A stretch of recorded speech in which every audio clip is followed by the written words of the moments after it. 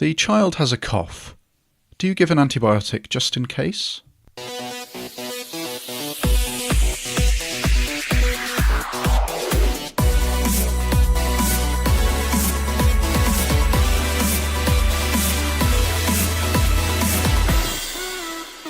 Hello and welcome to this week's Urgent Bite, brought to you by the Royal New Zealand College of Urgent Care. My name is Guy Melrose and today we have a paper from the British Journal of General Practice that is worth reading. There is a link to the paper in the show notes.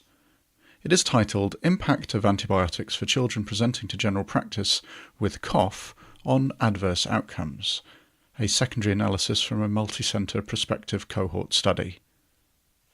They state in their introduction that children with cough are the most frequent attenders internationally to general practice and that a majority receive antibiotics. Despite only a small percentage of children ending up hospitalised with serious bacterial illness, they say a just-in-case approach based on fear of a negative outcome is what drives this high antibiotic use. They performed a 4-centre, UK-based prospective cohort study of patients 3 months to 16 years of age presenting to primary care with acute cough over a 2-year period. Their outcomes were hospitalisation or reconsultation with deteriorating symptoms within 30 days.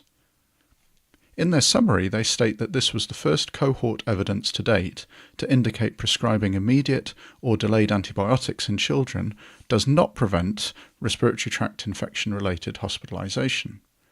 Admissions within 30 days were rare, and almost none were related to withholding antibiotics.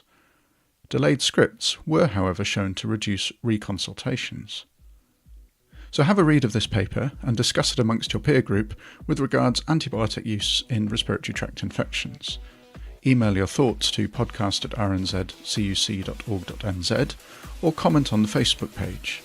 We will look to discuss this in the main podcast at the end of the month, but look out for an upcoming Facebook post by our Director of Clinical Training, Dave Sorrell, which looks at respiratory tract infections in children.